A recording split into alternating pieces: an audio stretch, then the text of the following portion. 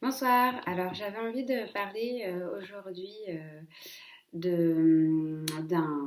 j'appelle ça un syndrome, mais bon, après on l'appelle comme on veut.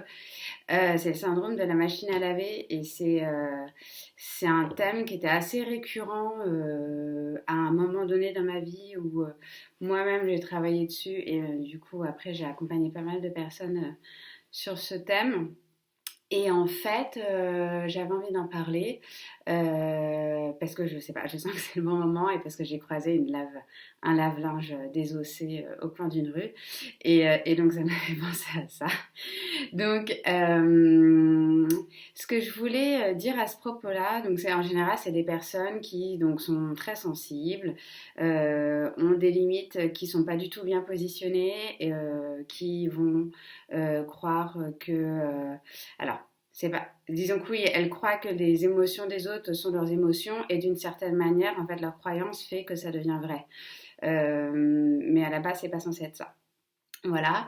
Et ce qui est très intéressant là-dedans, c'est que au début, quand j'ai commencé à accompagner les personnes, je suis passée par ce par quoi passent toutes les personnes hein, qui sont accompagnants, qui sont dans le coaching, thérapie, enfin voilà, qui est forcément un écueil de débutant, qui est du coup de s'attaquer au problème ou en tout cas de vouloir faire bouger le comportement en n'allant pas suffisamment profondément dans ce qui induit le comportement, dans le mécanisme profond.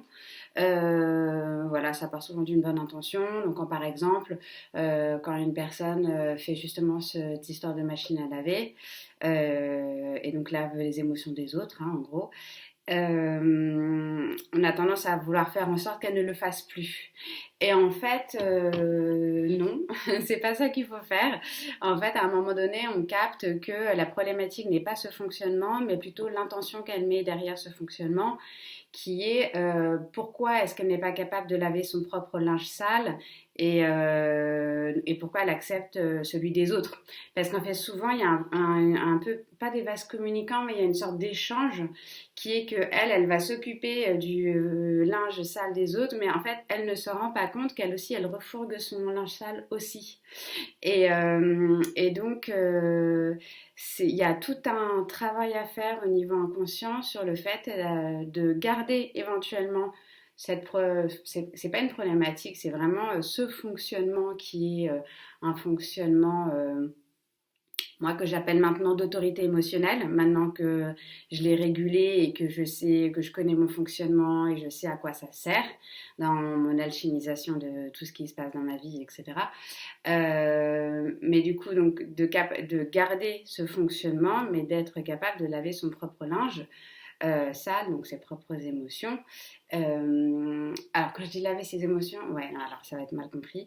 Quand je dis laver les émotions, c'est pas laver des émotions qui sont sales, ça veut dire plutôt être capable euh, de vivre ces émotions à un instant T, qui sont des émotions qui ont été récupérées de plein d'endroits différents. Donc, il y a une grande capacité à collecter les informations qui viennent du monde et à les alchimiser pour ensuite en ressortir quelque chose qui sera unique.